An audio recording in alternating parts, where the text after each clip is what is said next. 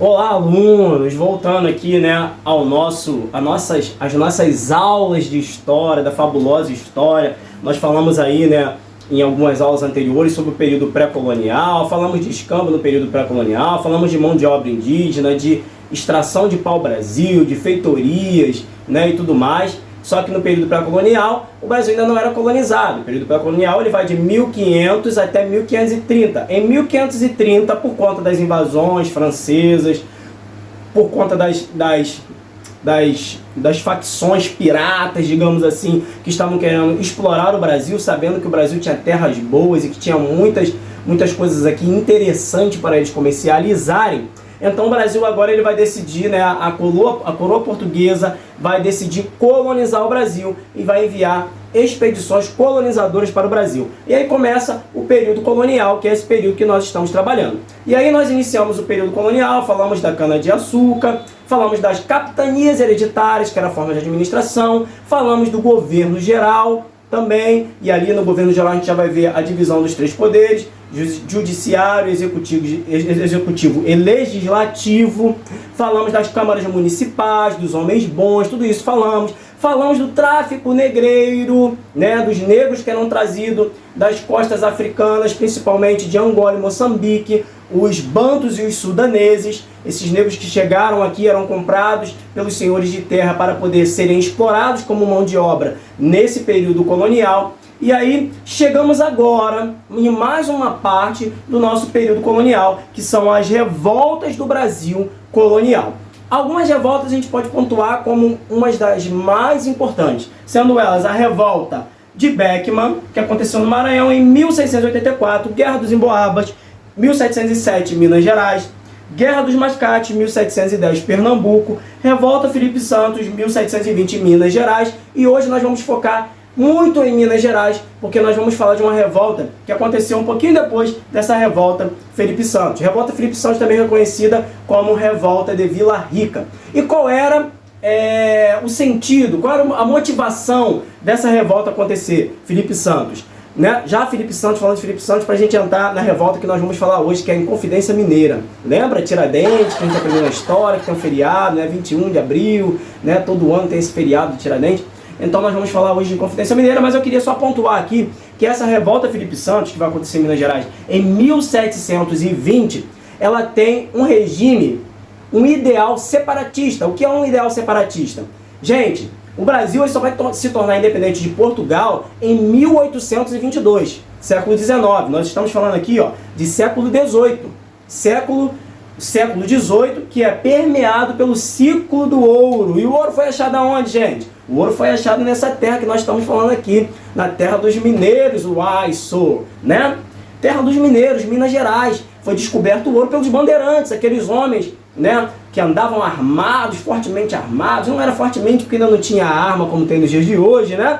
Mas eles entravam para dentro do mato para poder caçar, em busca de metais preciosos, e de tanto buscar como quem procura acha, como já dizia a nossa vovó, eles acharam ouro, gente, acharam ouro no Brasil, em Minas Gerais. E agora os olhos da coroa portuguesa vai se voltar todo para Minas Gerais, porque lá tinha ouro. E os portugueses e os espanhóis gostavam muito de ouro, gente. Lembra o porquê desses camaradas começarem as grandes navegações? Além de querer expandir a fé católica, porque eles eram católicos demais, eram muito religiosos os homens, e tinha acontecido ali, ó, logo depois que eles começam, né, a fazer essas grandes navegações, em 1517, lembra o que acontece na Europa? A Alemanha, a igreja de Wittenberg, um homem chamado Martinho Lutero. Ele era um homem revoltado demais com a igreja católica, com a venda de indulgência, aquela coisa toda. Ele vai começar um movimento, agora separatista, mas em relação à religião, separando a igreja católica da igreja protestante. Ele começa o movimento da Reforma Protestante em 1517. E agora a igreja católica ela fica nervosa demais porque ela precisa expandir a fé católica. Tanto é que nós falamos lá, quando Pedro Álvares Cabral descobre o Brasil, 2 ou 3 dias depois, não me falha a memória agora, minha memória de historiador, que a gente tem que estudar muita coisa, né? 2 ou 3 dias depois, eles vão fazer o quê? Assim que é descoberta a terra brasileira, eles vão mandar Frei Henrique de Coimbra, um líder católico para cá para rezar a primeira missa, porque agora eles querem catequizar os indígenas. Ok, gente? Então, assim, falando um pouco dessa parte da história do nosso país, do nosso Brasil, nós vamos ver lá em 1822 o Brasil se tornar independente, mas assim como foi a Reforma Protestante, que antes de acontecer o evento da Reforma Protestante, porque, gente, vamos pensar, nada na história acontece no estalar de dedos. Tudo na história vem sendo construído gradativamente, como foi construída a Reforma. Tem os pré-reformadores, os camaradas que já se revoltavam contra a Igreja Católica e queria quebradeira pura e queria guerra com a Igreja Católica por causa dos ideais que a Igreja Católica estava pregando e eles não acreditavam. Do mesmo jeito, a independência do Brasil vai acontecer. Nada acontece por acaso. Antes de acontecer a independência, aconteceram essas revoltas, que é o que a gente vai falar agora. Tá entendendo? Então a revolta de Vila Rica já tinha como cunho, né, já tinha como seu ideal separar o Brasil de Portugal. Não deu certo porque os portugueses vieram, desceram a lenha neles e pararam com a revolta. De igual modo, vai acontecer a Inconfidência Mineira. A Inconfidência Mineira, ela vai acontecer no século XVIII, conforme eu falei, e toda essa revolta vai começar a ser articulada em 1780. E um dos camaradas mais importantes dessa revolta, que a gente bem conhece, que a gente conhece ele como o nome de Tiradentes, mas o nome dele era Joaquim José da Silva Xavier. Esse cara vai ser o cara que vai praticamente liderar esse grupo para poder acabar com essa exploração e com essa grande cobrança de impostos que estava vindo da parte de Portugal para com a administração brasileira e principalmente a administração do ouro nas Minas Gerais. Nesse período que vai acontecer essa grande revolta, né, que vai acontecer esse grande problema aí entre a coroa portuguesa e a elite de Minas Gerais, cabe a gente falar também que dentro desse contexto, né, esse evento da Inconfidência Mineira, ele não vai ser articulado somente pela elite mineira, ok, gente? Então a Igreja Católica também vai entrar nessa parada, porque eles querem a independência do Brasil em relação a Portugal. Os comerciantes também vão entrar nessa parada. Então aqui a gente também já olha, a gente já tem que pensar, porque isso cai muito em prova, que esse movimento de independência, de Inconfidência Mineira, perdão, ele não é separatista, mas que só engloba uma camada da sociedade. Então praticamente todas as camadas da sociedade mineira vão apoiar esse movimento da Inconfidência Mineira, porque eles querem a independência do Brasil em relação a Portugal. Os únicos que não vão participar, gente, presta atenção, são os escravizados. Escravizado, como sempre, ele fica para escanteio, ele não pode participar. Então os escravos não vão participar. Presta atenção nisso, porque isso vai cair em questão que a gente vai trabalhar. Mas os demais, comerciantes, camponeses, latifundiários, digamos assim, né? A elite, todo mundo vai participar, os militares também vão participar. Então esse é um movimento separatista que vai incluir várias camadas da sociedade. E qual era a revolta deles? A revolta deles era os altos impostos cobrados pela coroa, como eu já falei. Marquês de Pombal, né, foi um camarada que veio para o Brasil para poder trabalhar nessa administração. Ele vai cobrar altos impostos desses camaradas que exploravam o ouro, que cuidavam do ouro para poder mandar os impostos para Portugal. Porque Portugal, nessa história, gente, eles só queriam ganhar dinheiro. Lembra que a gente falou que a capitania hereditária ela era uma forma de administração terceirizada? A gente falou disso. Portugal não queria meter a mão. Então o que eles fazem? Eles colocam isso nas mãos dos donatários. A capitania hereditária. Bota a gente para trabalhar para eles e fica lá sentadinho, só recebendo impostos. Você deve conhecer várias empresas que trabalham dessa forma. Hoje em dia eu não posso citar nome porque não cabe, mas você conhece vários, de transporte de passageiros, né? Não posso falar o nome aqui não, mas vocês sabem quem é quem, tá? Então, gente, a revolta era essa. E um dos impostos que era cobrado era a derrama.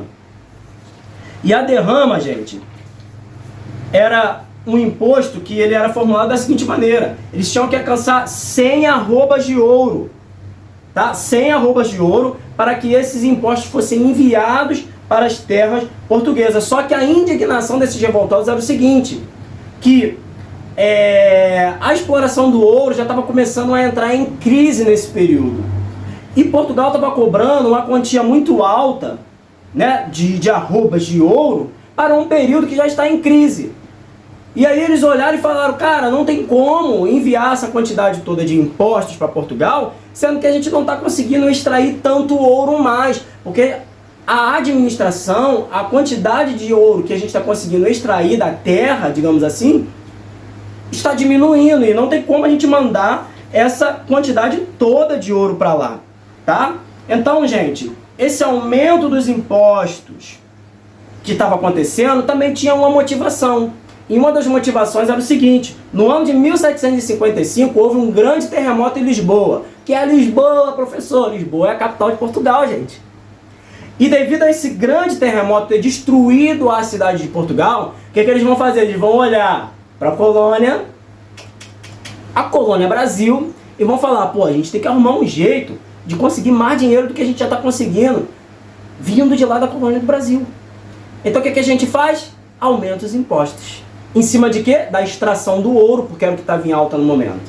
Em alta, entre aspas, porque já estava começando a cair a produção ourífera aqui no Brasil. Então eles vão usar dessa situação que acontece em Portugal e vão começar a cobrar impostos mais altos do que eles já cobraram. Tá, gente? E aí o que acontece? Vai ser articulado todo esse movimento, né, de inconfidência. Para quê? Para separar o Brasil de Portugal e o Brasil se tornar uma república, ou seja, o Brasil se tornar independente. Só que dentre esses conspiradores, que não tinha só Joaquim José da Silva Xavier, o Tiradentes, tinham vários, um dos conspiradores vai trair o movimento de inconfidência. E quem é esse cara? Joaquim Silvério dos Reis. Esse cara, em 18 de maio de 1789, ele vai denunciar para o Visconde de Barbacena, que era o camarada que estava administrando, né, que estava como administrador de frente aqui do Brasil. Ele vai denunciar para esse Visconde de Barbacena, em torno de 6 denúncias vão ser feitas contra esses conspiradores. Se ele não denuncia, de repente Portugal ia tardar em descobrir o que estava sendo feito, o que o movimento estava articulando para poder derrubar, né, o governo, essa exploração de Portugal para com as terras brasileiras. Mas esse camarada, que fazia parte do movimento de inconfidentes, ele vai denunciar o que estava acontecendo. Ele vai dar a planta de tudo. E aí Portugal vai descobrir o que está acontecendo, vai pegar esses camaradas, uns eles vão mandar para exílio na África, outros eles vão prender, vão torturar, e outros eles vão enforcar. E como bem sabemos, no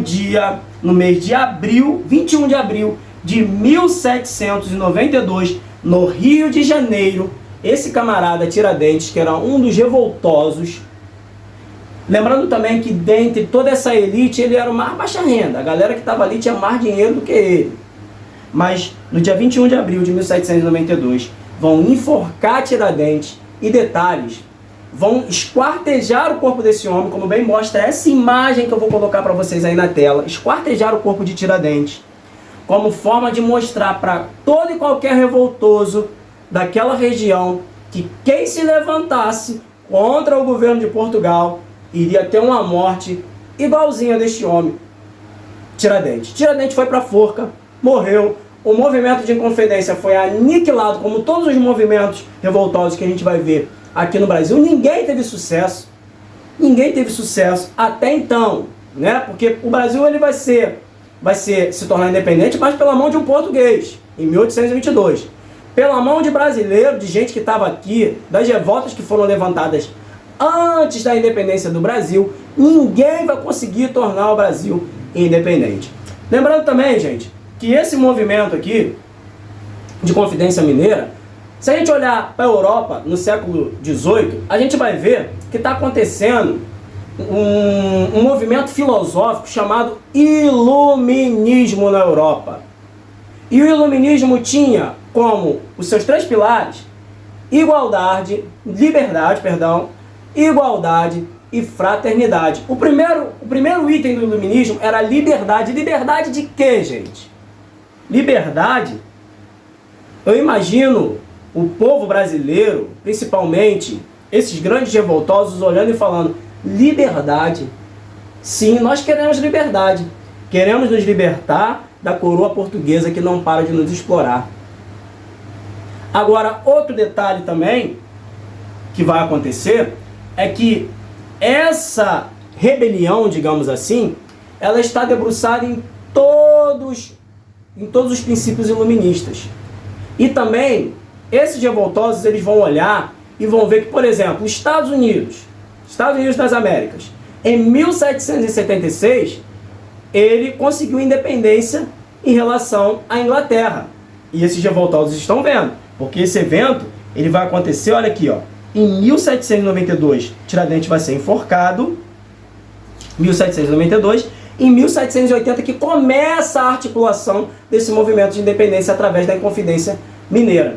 Então você percebe, ó, nós estamos falando de anos à frente, um pouquinho de anos à frente, após a independência dos Estados Unidos.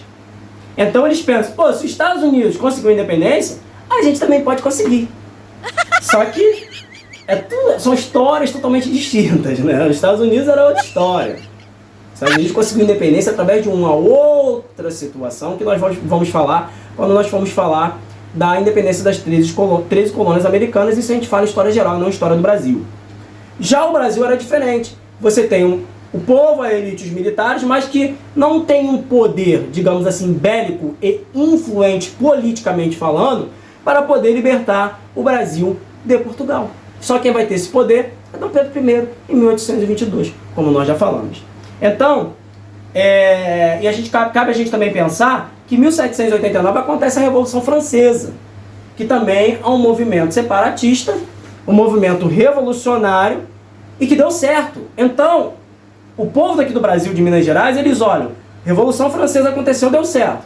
Revolução Americana aconteceu e deu certo. Estados Unidos foi independente, né, se tornou independente da Inglaterra. Então a gente também vai conseguir. Só que não foi dessa maneira. Não deu certo, eles não conseguiram, mas, gente, isso é a Inconfidência Mineira. Pelo menos eles tentaram, né? É melhor tentar e não dar certo do que não tentar e ficar de braço cruzado, chorando, sofrendo, tomando um monte de imposto nas costas, mandado por Portugal. Tem que mandar ouro para Portugal, tem que mandar grana para Portugal, tem que trabalhar igual os filhos da mãe, e eles não queriam mais. Por isso eles, né, tentam implementar esse movimento de independência. Outra coisa também, essa Inconfidência, se o Brasil se tornasse independente de Portugal, eles ainda estavam pensando se eles libertariam os escravos ou não.